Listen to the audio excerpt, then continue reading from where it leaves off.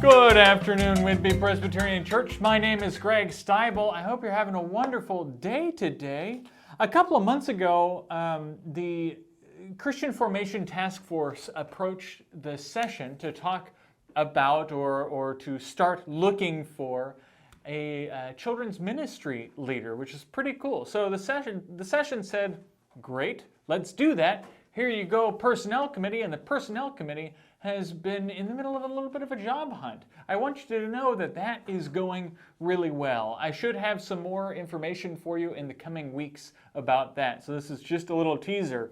But another big teaser is that the session also said June 6th will be our first in-person worship service. Yeah, June 6th. We will be returning to the sanctuary. Now, we're going to be limited to about 50 people in there, so it's important that we make reservations, and that also means we are going to continue to live stream on both Facebook and YouTube, which is really excellent.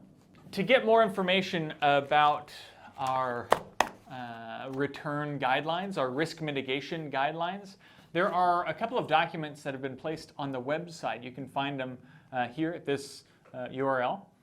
One of them in particular I want to draw your attention to today is called our COVID-19 Risk Mitigation and Exposure Control Plan. This is a very important document. This is actually a document required by the state that shows all the different procedures we have in place in order to create as safe of an environment as possible. We can't guarantee anyone safety 100%, but we can do our best to ensure that we are safe.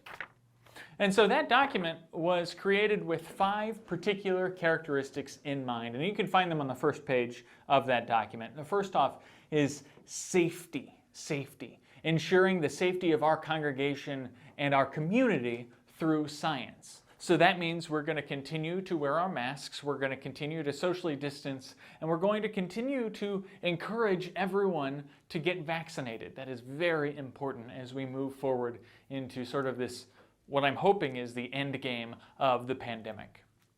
Our second object or word, is hospitality, being as welcoming and as hospitable to as many people as possible. That's why we're going to continue to live stream online in order to make sure to include as many people as possible.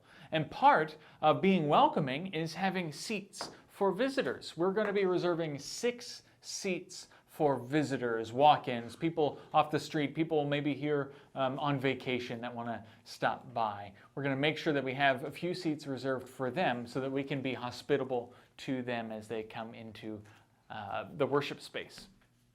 The third word is equity, serving as many people as possible as best as we can. We're going to be online, broadcasting to the world in that way. Simplicity. One goal was to strive for easy to follow and understand policies. That's actually why I am sharing all this information today. As much as I can get this information to you, it will make it that much easier for us to live into this new reality and this new policy. And finally, love. And this may be the most important of all. Showing love to God through our worship and also love to our neighbors through our policies. It kind of speaks for itself. That's who we want to be as a community as we move forward. And so as a motivating bit of scripture for us, thank you. It's a nice picture. It's of a boat. It's of a boat? Oh, I see it. Boat. Yeah, it's of the ferry boat. Yeah.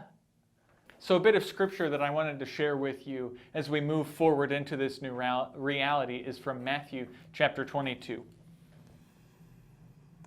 A Pharisee asks Jesus, "Teacher, which commandment in the law is the greatest?"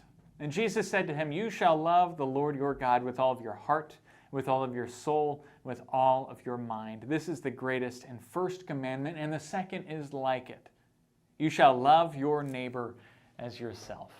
Friends, it is love, the love of our neighbors, the love of God, that motivates us to move into these new policies. And it's the love of our neighbors and of God that motivates us in all of life.